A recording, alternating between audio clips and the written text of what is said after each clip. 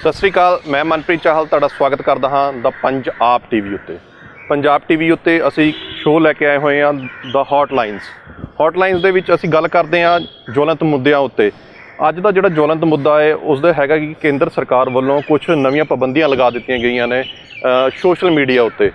ਇਸ ਬਾਬਤ ਗੱਲ ਕਰਾਂਗੇ ਅਸੀਂ ਪ੍ਰੋਫੈਸਰ ਮਨਜੀਤ ਸਿੰਘ ਦੇ ਨਾਲ। ਪ੍ਰੋਫੈਸਰ ਮਨਜੀਤ ਸਿੰਘ ਆਪਣੀਆਂ ਜਿਹੜੀਆਂ ਸੁਝਾਅ ਦੇਣ ਦੇ ਲਈ ਜਾਣੇ ਜਾਂਦੇ ਹਨ ਜਾਂ ਉਹਨਾਂ ਦੀ ਜਿਹੜੀਆਂ ਟਿੱਪਣੀਆਂ ਹੁੰਦੀਆਂ ਬੜੀਆਂ ਡੂੰਘੀਆਂ ਹੁੰਦੀਆਂ ਉਹਨਾਂ ਨਾਲ ਗੱਲ ਕਰਨ ਦੀ ਕਰਦੇ ਹਾਂ ਅਸੀਂ।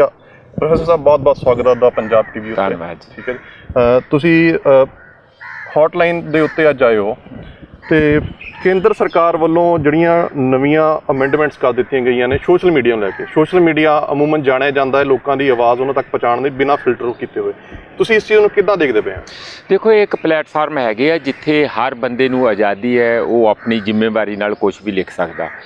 ਇਹ ਗੱਲ ਵੀ ਠੀਕ ਹੈ ਕਿ ਅਸੀਂ ਇਹ ਤਾਂ ਨਹੀਂ ਚਾਹੁੰਦੇ ਕਿ ਜੋ ਵੀ ਅਵਾ ਤਵਾ ਜਿਹਦੇ ਵੀ ਮਨ 'ਚ ਕੋਈ ਆਏ ਕੋਈ ਲਿਖੀ ਜਾਵੇ, ਜਾਂ ਕੋਈ ਵੀ ਕਿਸੇ ਨੂੰ ਅੱਗ ਲਾਉਣ ਦੀਆਂ ਗੱਲਾਂ ਜਾਂ ਝੂਠੀਆਂ ਖਬਰਾਂ ਕੋਈ ਨਾ ਫੈਲਾਏ। ਇਹ ਤਾਂ ਚਲੋ ਕੋਈ ਨਾ ਕੋਈ ਉਹਦਾ ਤਰੀਕਾ ਕੱਢਣਾ ਚਾਹੀਦਾ। ਪਰ ਜਿਹੜੀ ਸਰਕਾਰ ਨੇ ਕਾਨੂੰਨ ਬਣਾ ਕੇ ਇਹ ਗੱਲ ਕਰ ਦਿੱਤੀ ਹੈ ਕਿ ਦੇਖੋ ਜੀ, ਅਸੀਂ ਤਾਂ ਜਿਹੜਾ ਫੇਸਬੁੱਕ ਵਟਸਐਪ ਇਹਨਾਂ ਵਰਗੇ ਜਾਂ ਟਵਿੱਟਰ ਇਹਨਾਂ ਚੈਨਲਾਂ ਦੇ ਉੱਤੇ ਉਹ ਆਪਣੇ ਵਿੱਚ ਕੋਈ ਇਨਫੋਰਮੇਸ਼ਨ ਆਫੀਸਰ ਰੱਖਣ, ਇੱਕ ਰੈਗੂਲੇਟਰ ਰੱਖਣ, ਕੋਈ ਹੋਰ ਅਫਸਰ, ਤਾਂ ਕਿ ਉਹਦਾ ਪਰਪਸ ਇਹ ਹੈ ਕਿ ਜਿਹੜੀ ਵੀ ਉਹਨਾਂ ਨੂੰ ਪਸੰਦ ਨਹੀਂ, ਸਰਕਾਰ ਨੂੰ ਪਸੰਦ ਨਹੀਂ ਕੋਈ ਮੇਲ, ਉਹਦੇ ਅਸਲੀ ਓਰੀਜਨ ਦਾ ਬੰਦਾ ਸਾਨੂੰ ਦੱਸੋ, ਜਾਂ ਕੋਈ ਵੀ ਬੰਦਾ ਜਾਂ ਕੋਈ ਲੇਡੀ ਜਾਂ ਕੋਈ ਸੰਸਥਾ ਜੋ ਵੀ ਹੋਵੇ ਉਹਦਾ ਸਾਨੂੰ ਦੱਸੋ ਵੀ ਉਹ ਪਹਿਲਾਂ ਕਿੰਨੇ ਪਾਈ, ਤਾਂ ਕਿ ਅਸੀਂ ਉਹਦਾ ਮੱਖੂ ਬਣ ਸਕੀਏ। ਉਹਦੇ 'ਤੇ NSA, ਮੈਂ ਆਪਣੀ ਵੱਲੋਂ ਕਹਿ ਰਿਹਾ ਕਿ ਉਹਦਾ ਮਤਲਬ ਇਹ ਨਿਕਲੂਗਾ ਕਿ ਉਹਦੇ 'ਤੇ NSA ਲਾਈ ਜਾ ਸਕੇ, ਜਾਂ ਕੋਈ NIA ਦੀ ਏਜੰਸੀ ਵੱਲੋਂ ਉਹਨੂੰ ਫੜ ਕੇ ਜੇਲ੍ਹ 'ਚ ਸੁੱਟਿਆ ਜਾ। ਇਹੋ ਜਿਹਾ ਬਹੁਤ ਸਾਰੇ ਹੋਰ ਕਾਨੂੰਨ ਜਿਹੜੇ ਉਹਨਾਂ ਨੇ ਬਣਾਏ ਹੋਏ ਆ ਤਾਂ ਕਿ ਉਹ ਬੰਦੇ ਜੇਲ੍ਹ 'ਚ ਸੜਨ, ਲੋਕ ਡਰ ਕੇ ਰਹਿਣ,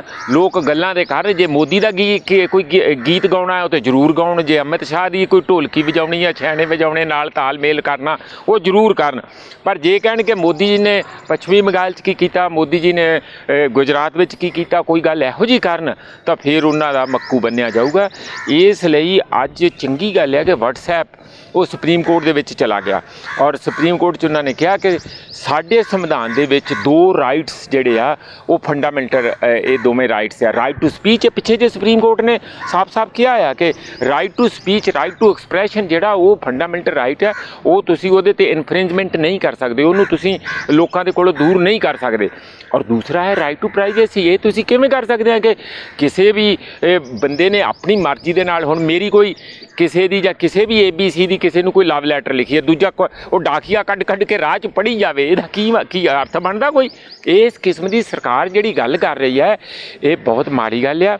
ਔਰ ਉਹਦਾ ਹੋਊਗਾ ਕੀ, ਮੈਂ ਤੁਹਾਨੂੰ ਇਹ ਗੱਲ ਦੱਸਦਾ, ਇਹਦੀ ਇੰਪਲੀਕੇਸ਼ਨ ਹੈ। ਕਿਉਂ ਕੀ ਕਰ ਰਿਹਾ ਇਹ ਸਟੇਟ ਨੂੰ ਫਾਸ਼ੀਵਾਦੀ ਸਟੇਟ ਬਣਾਉਣਾ ਚਾਹੁੰਦੇ ਆ, ਜਿਹਦਾ ਬੜਾ ਸੋਹਣਾ ਜਿਹਾ ਚਿਹਰਾ, ਲੰਬੀ ਦਾੜੀ ਮੇਰੇ ਵਾਂਗੂ ਕਰ ਲਈ ਆ। ਮੇਰੇ ਤੇ ਅਜੇ ਮੁਕਾਬਲੇ ਤੇ ਨਹੀਂ ਆਈ ਮੋਦੀ ਜੀ ਦੀ, ਪਰ ਫਿਰ ਵੀ ਉਹ ਕੋਸ਼ਿਸ਼ ਕਰ ਰਿਹਾ ਕਿ ਮੈਂ ਸੰਨਿਆਸੀ ਲੱਗਾ, ਫਕੀਰ ਵੀ ਲੱਗਾ, ਤੇ ਅੰਦਰੋਂ ਜਿਹੜੀ ਅਸਲੀਅਤ ਆ ਉਹ ਫਾਸ਼ੀਵਾਦੀ ਜਿਹੜੀ ਅੰਦਰਲਾ ਚਿਹਰਾ ਜਿਹੜਾ ਮਾਸਕ ਦੇ ਪਿੱਛੇ ਆ ਉੱਧਰ ਨੂੰ ਕਦਮ ਬਾ ਕਦਮ ਜਾ ਰਹੇ ਆ। ਤੁਹਾਨੂੰ ਸਾਰੇ ਜਿਹੜੀਆਂ ਉਹਨਾਂ ਦੀਆਂ ਐਕਟੀਵਿਟੀ ਜਿਹੜੀਆਂ 2019 ਤੋਂ ਬਾਅਦ ਦੀਆਂ ਜੇ ਤੁਸੀਂ ਦੇਖ ਲਓ ਤੇ ਤੁਹਾਨੂੰ ਸਾਫ਼ ਨਜ਼ਰ ਆ ਜਾਊਗਾ ਕਿ ਇਹ ਸਰਕਾਰ ਆਉਣ ਵਾਲਾ ਇਹਦਾ ਜਿਹੜੀ ਕਾਰੋਬਾਰ ਜਾਂ ਆਉਣ ਵਾਲਾ ਜਿਹੜੀ ਇਹਦੀ ਕਰਤੂਤਾਂ ਕੀ ਹੋਣਗੀਆਂ। ਕੁਝ ਚੁਣੰਦਾ ਮੀਡੀਆ ਨੂੰ ਮੋਦੀ ਮੀਡੀਆ ਵੀ ਕਿਹਾ ਜਾਂਦਾ ਹੈ ਕਿ ਹੁਣ ਸੋਸ਼ਲ ਮੀਡੀਆ 'ਤੇ ਵੀ ਸਰਕਾਰ ਦੀ ਨਿਗਾਹ ਆ ਗਈ ਹੈ ਵੀ ਉਹ ਵੀ ਸਾਡੇ ਗੁਣ ਗਾਣ। ਇਹ ਤੁਸੀਂ ਬੜੀ ਸੋਹਣੀ ਗੱਲ ਕੀਤੀ ਹੈਗੀ ਹੈ ਚਾਲ ਸਾਹਿਬ ਕਿ ਸੋਸ਼ਲ ਮੀਡੀਆ ਵੀ ਜਿਸ ਤਰੀਕੇ ਨਾਲ ਪਹਿਲਾਂ ਦੇਖਿਆ ਗਿਆ ਸੀ ਕਿ ਇਹ ਫ੍ਰੀ ਮੀਡੀਆ, ਫ੍ਰੀ ਐਕਸਪ੍ਰੈਸ਼ਨ, ਇਹਦੇ ਵਿੱਚ ਲੋਕਾਂ ਨੂੰ ਬਰਾਬਰਤਾ ਦੇ ਹੱਕ ਹੋਣਗੇ, ਇਹਨਾਂ ਪੋਲੀਟੀਸ਼ੀਅਨਾਂ ਨੇ ਉਹਦੇ 'ਤੇ ਵੀ ਕਬਜ਼ਾ ਕਰ ਲਿਆ। ਪਲੇਟਫਾਰਮ ਸੋਸ਼ਲ ਆ, ਕੰਮ ਪ੍ਰਾਈਵੇਟ ਆ। 500 ਬੰਦਾ ਰੱਖ ਲਿਆ ਜੀ, 1000 ਬੰਦਾ ਰੱਖ ਲਿਆ ਜੀ। ਜਦੋਂ ਚੋਣਾਂ ਆਉਂਦੀਆਂ, ਜਨਰਲ ਇਲੈਕਸ਼ਨ ਆਉਂਦੀਆਂ, ਇਹੀ BJP ਲੱਖਾਂ ਦੀ ਗਿਣਤੀ 'ਚ ਪੈਸਾ, ਇੰਨਾ ਅੰਨਾ ਧੁੰਦ ਪੈਸਾ ਆ, ਬੈਂਕਾਂ ਦਾ ਪੈਸਾ ਕਾਰਪੋਰੇਟਾਂ ਦੇ ਕੋਲ ਦੇ ਕੇ ਉੱਥੋਂ ਬੌਂਡ ਲੈ ਕੇ ਪੈਸਾ ਪਾਰਟੀਆਂ ਇਕੱਠਾ ਕਰੀ ਜਾਂਦੀਆਂ, ਇਹਨੇ ਬੈਂਕਾਂ ਦਾ ਪੈਸਾ ਆਪ ਖਾਈ ਜਾਂਦੀਆਂ, ਦੱਸ ਨਹੀਂ ਰਹੇ, ਔਰ ਉਹ ਇਲੈਕਸ਼ਨਾਂ ਚਲਾਈ ਜਾਂਦੀਆਂ। ਇਹ ਸਾਰੀਆਂ ਜਿਹੜੀਆਂ ਕਾਰਵਾਈਆਂ ਤੇ ਕਰਤੂਤਾਂ ਆ ਇਹ ਬਿਲਕੁਲ ਜਿਸ ਤਰ੍ਹਾਂ ਮੈਂ ਪਹਿਲਾਂ ਕਿਹਾ ਫਾਸ਼ੀਵਾਦ ਵੱਲ ਨੂੰ ਲਿਜਾਣਗੀਆਂ। ਔਰ ਇਹਨਾਂ ਨੇ ਜਿਹੜਾ ਇਸ ਕਿਸਮ ਦਾ ਇਸ ਚੈਨਲਾਂ 'ਤੇ ਹਮਲਾ ਕਰਕੇ ਉਹ ਜਿਹੜੀ ਤੁਸੀਂ ਗੱਲ ਕਹਿੰਦੇ ਆ ਕਿ ਆਪਣਾ ਇਕੱਠਾ ਕਰ ਲੈਣਾ, ਜਿਹੜੀ ਮੋਦੀ ਮੀਡੀਆ, ਗੋਦੀ ਮੀਡੀਆ, ਸਾਰਾ ਜੋ ਵੀ ਕਹਿੰਦੇ ਆ ਅਸੀਂ, ਉਸ ਨੂੰ ਵੀ ਉਹ ਤੇ ਕੁਛ ਲਾਲਚ ਦੇ ਕੇ, ਕੁਛ ਉਸ ਨੂੰ ਪਤਿਆ ਕੇ ਇਸ ਕਿਸਮ ਨਾਲ ਇਹਨਾਂ ਨੇ ਨਾਲ ਆਪਣੇ ਕੀਤਾ ਹੋਇਆ। ਪਰ ਲੌਂਗ ਰਨ ਦੇ ਵਿੱਚ ਇਹ ਹੈਗਾ ਕਿ ਇਹ ਚੀਜ਼ਾਂ ਲੋਕ ਉਸ ਦਾ ਸਵਾਲ ਕਰਨਗੀਆਂ ਔਰ ਆਲਰੇਡੀ ਕਿਸਾਨ ਉਹਨੂੰ ਕਰ ਰਹੇ। ਪ੍ਰੋਫੈਸਰ, ਕੇਂਦਰ ਦੀ ਗੱਲ ਚੱਲੀ ਤਾਂ ਸੁਭਾਵਿਕ ਹੋਏਗਾ ਕਿ ਕਿਸਾਨੀ ਦੀ ਗੱਲ ਨਾਲ ਦੀ ਨਾਲ ਹੋਵੇਗੀ। ਕਿਸਾਨੀ ਦੇ ਵਿੱਚ ਜਿਹੜਾ ਕੇਂਦਰ ਸਰਕਾਰ ਦਾ ਰਵੱਈਆ ਉਹ ਸਾਰੇ ਦੇਖ ਹੀ ਰਹੇ ਨੇ, ਭਲੀ ਭਾਂਤੀ ਜਾਣ ਵੀ ਰਹੇ ਨੇ ਇਸ ਵਕਤ। ਤੇ ਕਿਸਾਨ ਜਥੇਬੰਦੀਆਂ ਵੱਲੋਂ ਚਿੱਠੀ ਲਿਖੀ ਗਈ ਆ, ਇੱਕ ਕਾਲ ਦੀ ਦੂਰੀ ਤੇ ਗੱਲ ਕਹੀ ਗਈ ਸੀ ਪ੍ਰਧਾਨ ਮੰਤਰੀ ਵੱਲੋਂ। ਕੀ ਲੱਗਦਾ ਵੀ ਫੋਨ ਆ ਜਾਏਗਾ ਛੇਤੀ ਜਾਂ ਹਾਲੇ ਵੀ ਥੋੜਾ ਘੁੰਮ ਫਿਰ ਕੇ ਹੀ ਆਏਗਾ? ਛੱਡ ਦੋ, ਫੋਨ ਵਾਲੀ ਤੇ ਬੜੀ ਪੁਰਾਣੀ ਗੱਲ ਹੋ ਗਈ। ਉਦੋਂ ਬਾਅਦ ਕਿਸਾਨਾਂ ਨੇ ਚਿੱਠੀ ਲਿਖੀ, ਉਹ ਵਿੱਚੇ ਗੱਲਾਂ ਕਹਿ ਰਿਹਾ ਕਿ ਚਿੱਠੀ ਨਹੀਂ ਮਿਲੀ ਐ ਸੀਗਾ। ਚਿੱਠੀ ਤੇ ਬਰੰਗ ਭੇਜੀ ਸੀ, ਉਹ ਤੇ ਉਹਨੂੰ ਹੱਥ 'ਚ ਹੀ ਫੜਾਉਣੀ ਹੁੰਦੀ ਐ ਸੀ ਕਿਹੜੀ ਉੱਤੇ ਕੋਈ ਟਿਕਟ ਲਾਈ ਸੀਗੀ। ਇਸ ਕਰਕੇ ਮਿਲੀ ਤੇ ਜ਼ਰੂਰ ਹੋਊਗੀ, ਜੇ ਨਹੀਂ ਮਿਲੀ ਤੇ ਨਾਲ ਦੁਬਾਰਾ ਫੋਟੋਆਂ ਲਾ ਕੇ ਦੁਬਾਰਾ ਭੇਜ ਦਿੰਦੇ ਆ। ਸਾਡੇ ਕੋਲ ਕਿਹੜੀ ਕਾਪੀ ਨਹੀਂ ਹੈਗੀ ਚਿੱਠੀ ਦੀ, ਨਾਲੇ ਨਵੀਂ ਲਿਖ ਦਿੰਦੇ ਆ, ਇੱਕ ਹੋਰ ਲਿਖ ਦਿੰਦੇ ਆ ਬਣਾ ਕੇ ਵੀ ਪੁਰਾਣੀ ਨਹੀਂ ਮਿਲੀ, ਉਹਦਾ ਅਫਸੋਸ ਜ਼ਾਹਰ ਕਰਕੇ। ਇਹ ਗੱਲਾਂ ਬਣਾਉਂਦੇ ਆ ਜਿਹੜੀ ਸਾਰੇ ਮੀਡੀਆ 'ਚ ਸਾਰੀ ਦੁਨੀਆ 'ਚ ਸਾਰਾ ਮੈਸੇਜ ਜਾ ਚੁੱਕਾ ਆ ਕਿ ਮੋਦੀ ਜੀ ਜਾਂ ਤੇ ਫਿਰ ਅਖਬਾਰ ਨਹੀਂ ਪੜ੍ਹਦੇ। ਜੇ ਅਖਬਾਰ ਪੜ੍ਹਦੇ ਆ ਮਾੜਾ ਮੋਟਾ ਤਾਂ ਫਿਰ ਉਹਨਾਂ ਨੂੰ ਇਹ ਤਾਂ ਪਤਾ ਹੋਣਾ ਚਾਹੀਦਾ ਕਿ ਚਿੱਠੀ ਆ ਗਈ ਆ ਤੇ ਤੁਸੀਂ ਉਸ 'ਤੇ ਅਮਲ ਕਰਨਾ ਕਿ ਨਹੀਂ ਕਰਨਾ ਉਹ ਦੱਸੋ। ਉਹ ਅੜੇ ਹੋਏ ਆ।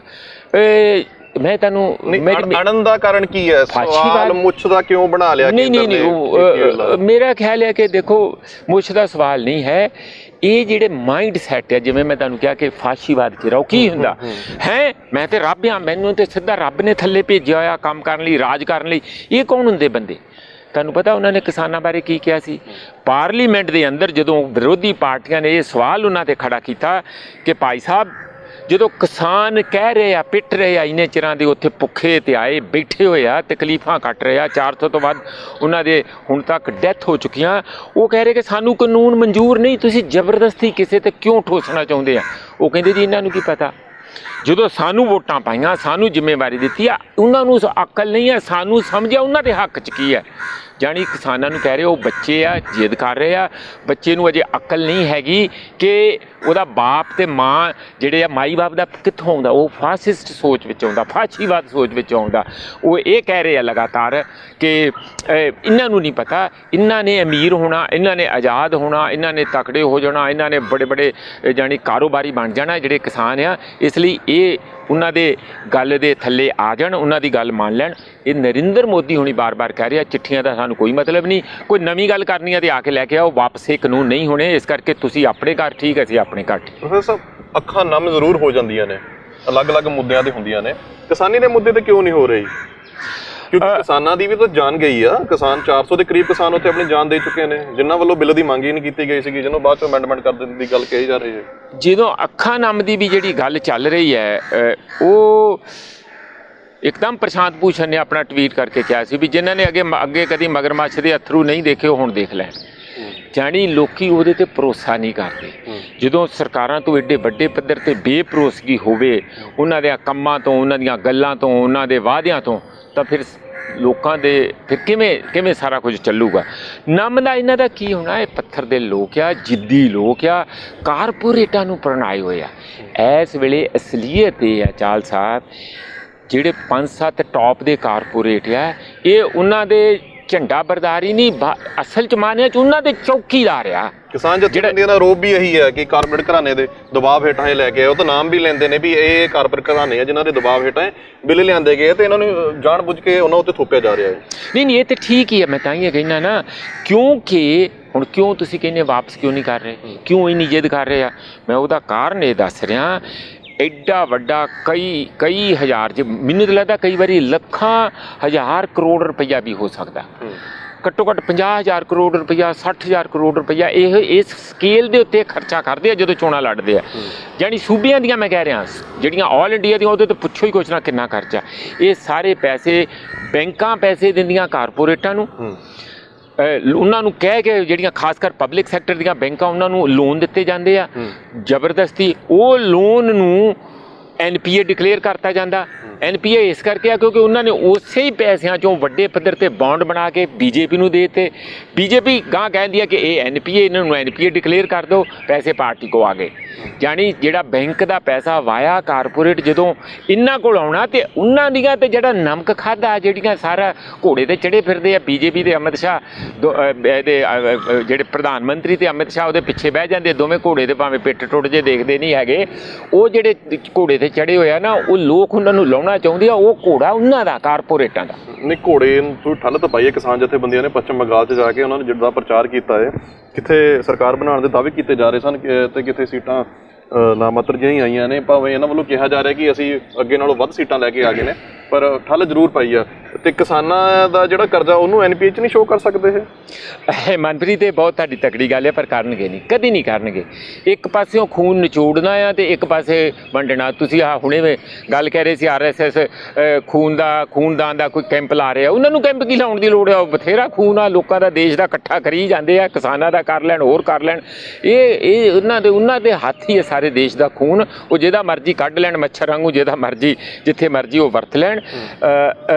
ਜਿਹੜੀ ਤੁਸੀਂ ਗੱਲ ਕਰ ਰਹੇ ਆ ਕਿ ਇਹਨਾਂ ਦਾ ਕੋਈ ਹੱਲ ਦਾ ਜਾਂ ਕਿਸ ਤਰੀਕੇ ਦਾ, ਮੈਨੂੰ ਕੋਈ ਨੀਅਰ ਫਿਊਚਰ ਦੇ ਵਿੱਚ ਮਨਪ੍ਰੀਤ ਜਿਸ ਤਰੀਕੇ ਦਾ ਇਹਨਾਂ ਨੇ ਐਟੀਟਿਊਡ ਬਣਾਇਆ ਉਹ ਲੱਗਦਾ ਨਹੀਂ ਹੈਗਾ। ਕਿਸਾਨੀ ਪੰਜਾਬ ਦੇ ਵਿੱਚ ਵੀ ਬਹੁਤ ਭਾਰੇ ਮੁੱਦਾ ਬਣ ਚੁੱਕਿਆ। ਨਵਜੋਤ ਸਿੱਧੂ 26 ਤਰੀਕ ਨੂੰ ਕਿਸਾਨ ਜਥੇਬੰਦੀ ਵੱਲੋਂ ਕਿਹਾ ਸੀਗਾ ਵੀ ਕਾਲਾ ਦਿਵਸ ਮਨਾਇਆ ਜਾਣਾ, 6 ਮਹੀਨੇ ਹੋ ਜਾਣੇ ਉਹਨਾਂ ਨੂੰ ਦਿੱਲੀ ਦੀ ਬਰੂਹਾਂ ਉੱਤੇ ਬੈਠੇ ਆਪਣਾ ਧਰਨਾ ਪ੍ਰਦਰਸ਼ਨ ਕਰਦੇ ਹੱਕ ਮੰਗਣ ਵਾਸਤੇ।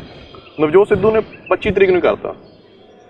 ਇਸ ਚੀਜ਼ ਨੂੰ ਅਸੀਂ ਕਿੱਦਾਂ ਲੈਂਦੇ ਆ? ਤੇ ਨਵਜੋਤ ਸਿੱਧੂ ਹੁਣ ਚੋਣਾਂ ਨੇੜੇ ਆਂਦੇ ਜ਼ਿਆਦਾ ਐਕਟਿਵ ਹੋਣ ਲੱਗ ਗਏ ਨੇ, ਟਵਿੱਟਰ ਵਾਰ ਜ਼ਿਆਦਾ ਸ਼ੁਰੂ ਹੋ ਚੁੱਕੀ ਹੈ, ਉਹਨਾਂ ਦੀ ਹਰੇਕ ਗੱਲ ਦੇ ਤੋਂ ਟਵੀਟ ਆ ਰਿਹਾ। ਲੇਕਿਨ ਜੇ ਆਪਾਂ ਦੇਖੀਏ ਵੀ ਬਾਹਰ ਆ ਕੇ ਥੋੜਾ ਘੱਟ ਨੇ ਉਹ। ਮੈਂ ਇੱਕ ਕਿਸਾਨ ਮੂਵਮੈਂਟ ਬਾਰੇ ਗੱਲ ਕਰਨੀ ਚਾਹੁੰਦਾ ਤੇ ਇੱਕ ਕਰਨੀ ਚਾਹੁੰਦਾ ਨਵਜੋਤ ਸਿੱਧੂ ਬਾਰੇ। ਜੀ। ਕਿਸਾਨ ਮੂਵਮੈਂਟ ਦਾ ਮੈਂ ਤੁਹਾਨੂੰ ਇੱਕ ਬਰੀਫ ਦੇ ਵਿੱਚ ਇਹ ਗੱਲ ਦੱਸ ਦਿਆਂ ਕਿ ਕਿਸਾਨ ਮੂਵਮੈਂਟ ਇੱਕ ਨਵੇਂ ਫੇਜ਼ ਵਿੱਚ ਜਾ ਚੁੱਕੀ ਹੈ। 22 ਤਰੀਕ ਦੀ ਜਿਹੜੀ ਲਾਸਟ 11ਵੀਂ ਮੀਟਿੰਗ ਹੋਈ ਸੀ 22 ਜਨਵਰੀ ਨੂੰ, ਉਦੋਂ ਬਾਅਦ ਇਹ 4 ਮਹੀਨਿਆਂ ਤੋਂ ਉੱਪਰ ਟਾਈਮ ਹੋ ਗਿਆ, ਉਹਨਾਂ ਦੁਬਾਰਾ ਕੋਈ ਮੀਟਿੰਗ ਨਹੀਂ ਕੀਤੀ। ਪਹਿਲਾਂ ਹਰ ਚੌਥੇ ਦਿਨ ਕਰਦੇ ਸੀ, ਹੁਣ 4 ਮਹੀਨਿਆਂ 'ਚ ਵੀ ਨਹੀਂ ਕੀਤੀ।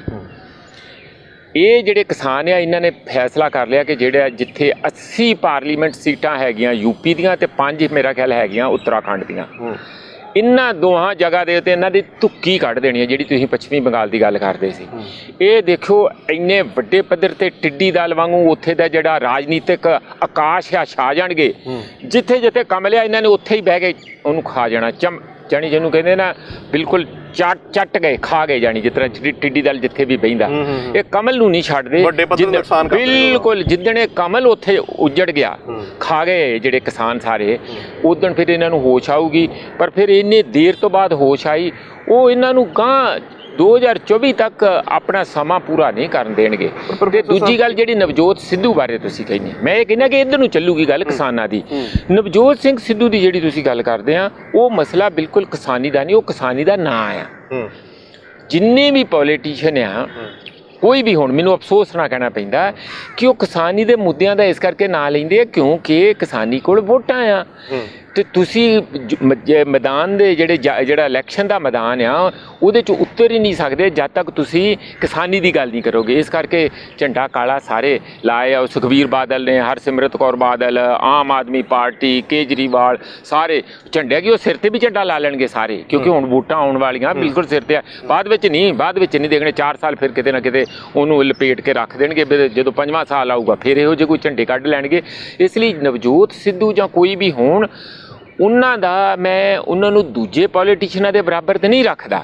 ਪ੍ਰਗਟ ਸਿੰਘ ਹੋਇਆ ਜਾਂ ਨਵਜੋਤ ਸਿੰਘ ਸਿੱਧੂ ਹੈ, ਕਿਉਂਕਿ ਉਹਨਾਂ ਨੇ ਉਸ ਕਿਸਮ ਦੀ ਲੁੱਟ ਖਸੁੱਟ ਨਹੀਂ ਕੀਤੀ।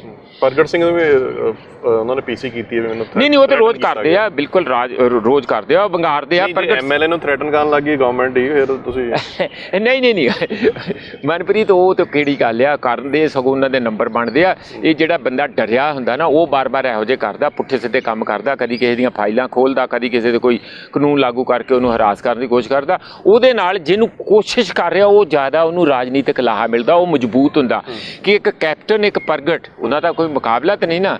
ਜੋ ਉਹਨੂੰ ਟਾਰਗੇਟ ਬਣਾਊਗਾ, ਜੇ ਮੋਦੀ ਹੁਣ ਪ੍ਰਗਟ ਨੂੰ ਟਾਰਗੇਟ ਬਣਾਊਗਾ ਕਿ ਫਾਇਦਾ ਮੋਦੀ ਦਾ ਥੋੜ੍ਹੀ ਆ, ਤੇ ਪ੍ਰਗਟ ਦਾ ਹੀ ਆ। ਘੱਟੋ ਘੱਟ ਮੈਨੂੰ ਮੋਦੀ ਤੱਕ ਤੇ ਰੈਕੋਗਨਾਈਜ਼ ਕੀਤਾ ਹੈ, ਆਓ ਮੈਦਾਨ ਦੇ ਵਿੱਚ।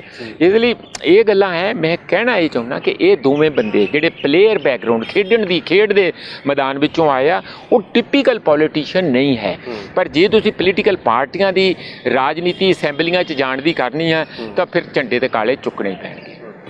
ਕਿਤੇ ਤਾਂ ਇਹ ਵੀ ਗੱਲ ਸੁਣਨ ਨੂੰ ਆਉਂਦੀ ਵੀ ਰਾਜਨੀਤਿਕ ਪਾਰਟੀਆਂ ਨੂੰ ਛੱਡਣ ਕੇ ਜੇ ਗੱਲ ਕੀਤੀ ਜਾਵੇ ਕਿਸਾਨੀ ਦੀ, ਤਾਂ ਕਿਸਾਨੀ ਵੀ ਰਾਜਨੀਤੀਕਰਨ ਕਰ ਰਹੀ ਆ ਹੁਣ, ਤੇ ਉਹ ਵੀ ਆਪਣੇ ਹਲਕੇ ਦੇਖਣ ਲੱਗ ਗਏ ਨੇ, ਤਲਾਸ਼ਣ ਲੱਗ ਰਹੇ ਨੇ ਆਪਣੀ ਰਾਜਨੀਤਿਕ ਪਾਰੀ ਨੂੰ ਸ਼ੁਰੂ ਕਰਨ ਵਾਸਤੇ। ਇਹ ਗੱਲ ਸੁਣਨ ਦੇ ਵਿੱਚ ਆ ਰਹੀ ਹੈ ਵੀ ਨਹੀਂ, ਇਸ ਤਰ੍ਹਾਂ ਨਹੀਂ ਹੈ ਗੱਲ ਸੁਣਨ 'ਚ ਤੇ ਸਾਰਿਆਂ ਦੇ ਆ ਰਹੀ ਆ, ਕਿਉਂਕਿ ਪਰਸੈਪਸ਼ਨ ਆ, ਰਾਜਨੀਤਿਕ ਪਰਸੈਪਸ਼ਨ ਦੀ ਹੁੰਦੀ ਹੈ। ਹਾਂ, ਕੱਲੀ ਸੁਣਨ 'ਚ ਹੀ ਨਹੀਂ ਆ ਰਹੀ। ਰਾਦਰ ਲੋਕਾਂ ਦੀ ਸਟਰੋਂਗ ਵਿਸ਼ ਹੈ ਕਿ ਕਿਸਾਨਾਂ ਨੂੰ ਅੱਗੇ ਆਉਣਾ ਚਾਹੀਦਾ, ਪਰ ਕਿਸਾਨਾਂ ਦੀ ਮਜਬੂਰੀ ਸਮਝ ਲਓ। ਅਸੀਂ ਤੇ ਉਹਨਾਂ ਦੇ ਲੀਡਰ ਜਿਹੜੇ ਟੌਪ ਦੇ ਲੀਡਰ ਆ, ਅਗਰਾਹਾਂ ਇੱਥੇ ਆ ਕੇ ਗਏ ਆ, ਬਲਬੀਰ ਸਿੰਘ ਰਾਜੇਵਾਲ ਆ, ਬੜੇ ਸਾਡੇ ਮਨ 'ਚ ਉਹਨਾਂ ਲਈ ਬੜਾ ਸਤਿਕਾਰ ਆ, ਉਹ ਵੀ ਸਾਨੂੰ ਇੱਜ਼ਤ ਮਾਣ ਦਿੰਦੇ ਆ। ਉਹਨਾਂ ਦੀ ਮਜਬੂਰੀ ਹੈ ਕਿ ਉਹ ਇਲੈਕਸ਼ਨ ਲੜਨ ਨਹੀਂ ਗਏ, ਇਲੈਕਸ਼ਨ ਦੇ ਵਿੱਚ ਬਾਈ ਚਾਂਸ ਆ ਗਈ ਹੈ। ਉਹ ਤੇ ਪੂਰੇ ਦੇਸ਼ ਦੇ ਵਿੱਚ ਲੋਕ ਹੱਕਾਂ ਦੀ, ਇਨਸਾਫ ਦੀ, ਗਰੀਬ ਦੀ, ਮਜ਼ਦੂਰ ਦੀ, ਹਰ ਉਸ ਬੇਰੁਜ਼ਗਾਰ ਦੀ ਲੜਾਈ ਦੇ ਹਰਾਵਲ ਦਸਤੇ ਵਾਂਗੂ ਸਭ ਤੋਂ ਮੋਹਰੀ ਹੋ ਕੇ ਲੜਾਈ ਲੜਨ ਗਏ ਆ। ਇਲੈਕਸ਼ਨਾਂ ਉੱਥੇ ਕਿੱਥੇ ਆ ਗਈਆਂ? ਇਲੈਕਸ਼ਨਾਂ ਤੇ ਇੱਕ ਸੂਬੇ ਦੀਆਂ ਆ ਨਾ, ਪੰਜਾਬ ਦੀਆਂ ਆ, ਸਮੁੱਚੀ ਕਿਸਾਨ ਮੂਵਮੈਂਟ ਦੀਆਂ ਚੋਣਾਂ ਆ। ਜੇ ਤੁਸੀਂ ਉਹ ਕਿਸਾਨ ਅੱਜ ਇਹੋ ਜਿਹੀਆਂ ਗੱਲਾਂ ਕਰਨਗੇ, ਜੇ ਮੰਨ ਲਓ, ਤਾਂ ਫਿਰ ਮੋਦੀ ਅਗਲੇ ਦਿਨ ਹੀ ਆਪਣਾ ਧੂਤਾ ਖੋਲ ਕੇ ਜਾਣੀ ਗੱਲ ਕਰੂਗਾ, ਕਿਉਂ ਆ ਗਈ ਬਿੱਲੀ ਬਾਹਰ ਥੈਲਿਓ। ਇਹੀ ਤੇ ਮੈਂ ਕਹਿ ਰਿਹਾ ਸੀ, ਇਸੇ ਕਰਕੇ ਨਹੀਂ ਸੀ ਮੰਨ ਰਹੇ, ਇਹ ਤੇ ਵਰਤ ਰਹੇ ਸੀ, ਇਹ ਤੇ ਚੋਣਾਂ ਲੜਨੀਆਂ ਸੀ, ਇਹਨਾਂ ਨੂੰ ਸੱਤਾ ਚਾਹੀਦੀ ਆ, ਆ ਜਾਓ ਮੈਂ ਦੇ ਦੇਣਾ ਟਿਕਟ ਜੇ ਤੁਹਾਨੂੰ ਲੀਡਰ ਬਣਨਾ। ਇਹੋ ਜਿਹੀਆਂ ਗੱਲਾਂ, ਉਹ ਜਿਹੜੀਆਂ ਫਾਲਤੂ ਗੱਲਾਂ ਆ ਨਾ, ਤੁਹਾਨੂੰ ਪਤਾ ਭੰਡ ਤੇ ਪੂਰੇ ਆ ਉਹ, ਮਤਲਬ ਜਾ ਕੇ ਆਉਂ ਬਾਹਾਂ ਖੜੀਆਂ ਕਰ ਕਰਕੇ ਐਂ ਕਰਕੇ ਗੱਲਾਂ ਕਰਨੀਆਂ, ਉਹਦੇ 'ਚ ਤੇ ਉਹਨਾਂ ਦੀ ਕਲਾਕਾਰੀ ਹੈ ਹੀ ਇਹ ਵਾ।